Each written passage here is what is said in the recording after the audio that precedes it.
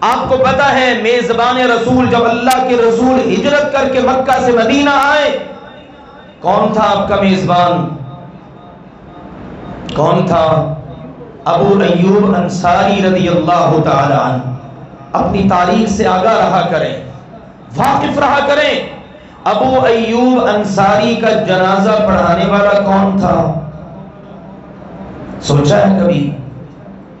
قسطنطنیہ کی فتح کے لیے جا رہا ہے لشکر، ابو ایوب انصاری میزبان رسول بھی ساتھ ہیں۔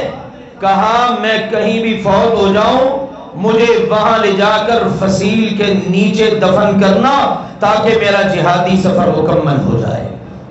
فوت ہو گئے، وہاں لے جا کے اسی یزید بن معاویہ نے دفن کیا، جنازہ پڑھایا۔ صحابہ نے ان کی ابتدا میں میزبان رسول کا جنازہ پڑھا، اور پھر عیسائیوں کے حکمران نے، بادشاہ نے کہا اچھا تم تو یہاں اس کو دفن کر کے چلے جاؤ گے، تمہارے جانے کے بعد اس میزبان رسول کی میت لاش کو نکال کر ہم جو اس کا حشر کریں گے دنیا دیکھے گی۔